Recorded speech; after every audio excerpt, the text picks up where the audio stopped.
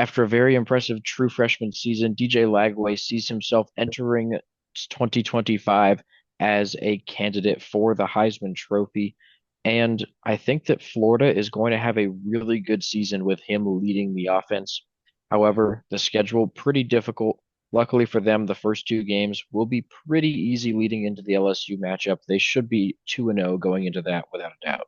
And then with that LSU matchup, it's between two Heisman frontrunners, DJ Lagway, like you mentioned, and Garrett Nussmeier, two opposite ends of the spectrum. You have DJ Lagway as the young gun, the rising star who still has a little bit of room to develop, but his raw athleticism has led him to look very, very good in a couple games. He almost single-handedly led Florida to a win over Georgia last season if it weren't for his injury. On the other side, you have Garrett Nussmeier coming back for his senior season. We've seen it in the past, a senior quarterback coming back for LSU and leading them to a very successful season, usually winning a Heisman in the process. And the supporting cast around him is looking pretty solid, having a couple recent transfers or commitments to LSU. And this defense is getting a lot of hype as well. If they can play at a top level, this LSU team is finally going to be in contention for a national championship. And with this early test against the Florida Gators at home, coming off of the Clemson game to start the season, LSU, I think, is going to need to bounce back a little bit if they lose that Clemson game. And I think they are going to get a huge win against a very good Florida team here. I think it could go either way as we have it as a 50-50 chance. It's really just going to depend on is DJ Lagway ready to go at the start of the season after these two very easy games. Yeah, definitely one of the toughest environments in college football down at LSU. And I think that's something that Lagway maybe will struggle in a little bit, especially given that, his first two opponents were Long Island and USF. Florida gets off to a slow start. This one could get out of hand pretty quickly. And by the time that the Gators are able to get back in it, it'll be too late. So most likely LSU will come out on top of this one. But really, like Connor was saying, it's about as 50-50 as it gets. The next matchup also pretty tough and also on the road, facing Carson Beck and Miami. The Hurricanes just missed out on the college football playoffs last season, and they brought in a quarterback who was on a playoff team as Carson Beck transferred from Georgia after getting injured in the SEC championship. He should lead a pretty solid Miami offense once again, and we do expect Miami to be a pretty solid team. They should compete with Florida in this game. However, the Gators, I do believe, will bounce back after the LSU loss to move to 3-1 heading into their first bye week. Coming out of that first bye week, they do have the Texas Longhorns. After going out in the semifinal game against the eventual national champions, Texas has Arch Manning sliding into the starting quarterback spot. Once again, another Heisman favorite. And this Texas team is looking really, really solid. Steve Sarkisian is doing an excellent job of building this team, both through the transfer portal and through his recruiting class. I think he had five D tackle transfers alone. This Texas team just, it seems like it's inevitable for them to finish atop the SEC standings even though I think this is going to be a tough game considering this is a home game for the Gators. DJ Lagway has shown that he can compete with the top teams in the SEC. Something is telling me that Texas is going to get a huge win against Florida in the swamp. So we're going to go Longhorns here. Once again, it really could go either way, but compared to the LSU game, I feel a little bit better about Texas. Yeah, this is definitely going to be a tough one for Florida to win at home. The good thing for them is that the Swamp is a really tough environment, and it will be tough for Arch Manning to play here, but he'll have experience having played it in the Horseshoe at Ohio State. I think that's going to help him out a little bit here. And the Longhorns, like Connor was saying, have a very good chance to pull out this win on the road and drop the Gators to 3-2 with a danger of falling to 3-3 as they have to go on the road now to Kyle Field to face Texas A&M. This is going to be a really, really good game. Again, really a super brutal 4 game stretch for the Gators here. I think that Texas A&M has a real shot to compete in this one. With Marcel Reed returning at quarterback, he's going to lead a really solid Texas A&M offense once again.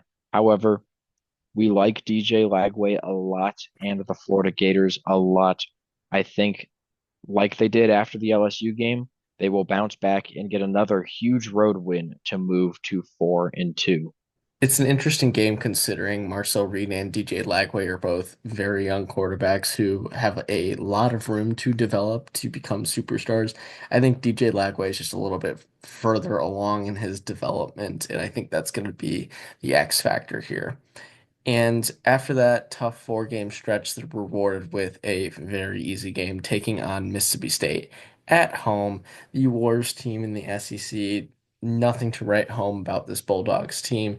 Florida is going to get a very easy win, a nice breather after that tough 4 game stretch. We just corrected the date for the Texas game. It is not the third, it is on the fourth. So just a quick little note there that this is a Saturday game, as everyone would expect. After their second bye week, Florida going to a neutral site to play Georgia in Jacksonville once again. This is going to be a really, really good game. The Gators almost pulled it off last season before, like Connor mentioned earlier, when DJ Lagway went down with injury. This season, hopefully, he'll be able to stay healthy and we can get a true matchup of what these two teams look like at full strength for the full 60 minutes. I think it's going to be another really, really good game. However, we do have the Bulldogs getting this win in a really close game, but dropping Florida to 5-3. Yeah, once again, this game could go either way. I think I like DJ Lagway better than Gunnar Stockton. But I think people are sleeping on Gunnar Stockton, maybe just a little bit. I think people are saying he didn't beat Notre Dame and Georgia looked very mortal in their college football playoff game against Notre Dame last year. But I think with a season to build around Gunnar Stockton, Georgia can be just as good as ever. I think defensively, they're going to be, once again, just as good as they are in the past. You still have Kirby Smart as your head coach. I think that's going to be just the ever so slight difference maker to tip the scales in Georgia's favor here. But I wouldn't be surprised if Florida's able to come out with a win in this game. After that, they go on the road to face Kentucky, the second worst team in the SEC. But we did see Kentucky beat Ole Miss last season and almost beat Georgia at home. So Kentucky's home field advantage is a thing, even though they are pretty bad at football. I wouldn't totally forget about this game if I was Florida, especially after that Georgia game. Whether you win or lose, like we saw with Alabama beating Georgia and then losing to Vandy, win or lose, you want to come into this game still firing on all cylinders because Kentucky still could pull off the upset, especially with their transfer quarterback, Zach Calzada from Incarnate Word. Very solid quarterback. So Kentucky still has a good offensive output. Defensively, though, they're not going to be able to stop TJ Lagway, so they'll get back in the win column here. But once again, keep an eye on this game. Yeah, like Connor was just saying about Zach Calzada, I think he has the ability to pull off something similar to what Diego Pavia did against Alabama, where he put the team on his back and carried them to a win. Kentucky could beat a really solid team like Florida this year. I don't think they're going to have a great season overall, but they have the potential to pull off a really big upset. But like Connor said, we're going to go Gators here. Then their final road trip of the season, going to Ole Miss. Ole Miss also has a really young, talented quarterback in Austin Simmons. However, unlike Lagway, he does not have a full year of starting experience yet. The Rebels are a very interesting team to try and predict next season, especially with having a young quarterback like Austin Simmons. They should be okay, but maybe not quite as good as we've been used to seeing them, 9, 10 wins every year. I think that the Gators are going to be favored in this one, despite being on the road. The experience of Lagway over Simmons is also going to help out Florida a little bit. We like the Gators to pull this one off on the road, heading into the matchup with Tennessee. In this Tennessee matchup, initially when the season was over, was going to be one of the most anticipated games for both these programs. But now with Nico transferring to UCLA, I really don't think Tennessee is going to be as competitive. I think Joey Aguilar is going to be a pretty solid replacement, but I do think with the combination of losing James Pierce Jr. and Dylan Sampson to the NFL draft, along with part of the receiving core, this Tennessee team is going to have to replace a lot, along with having a new quarterback come in. I really don't think they're going to be able to keep it together against a Florida team that is, for the most part, the same team from last year with improvements. Throwing the fact that it's at the Swamp, Florida's going to get the win. I think that there's a good chance the Gators end up running away with this one. Tennessee maybe going to have a little bit of a down year, like Connor was saying, after trying to, figure out a replacement for Nico. The transfer portal was pretty thin at that time, so the only option was really to take UCLA's quarterback in Aguilar. I don't think he's going to be quite as good as Nico was, so Tennessee likely to take a step back this season, which helps out Florida as the Gators should move to 8-3, heading into their matchup with Florida State. This one should be a little bit better than last year, as the Gators are a really good team, and Florida State should improve quite a bit from their 2-10 season last year.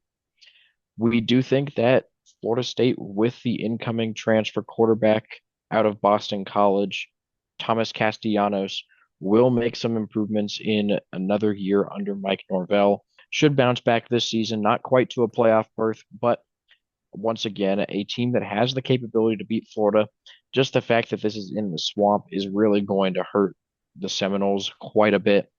And we do expect Florida to close out the season with a win at 9-3. Florida State will be much improved going into this game, but I do think they're a year or two out from really returning to top contenders in the ACC.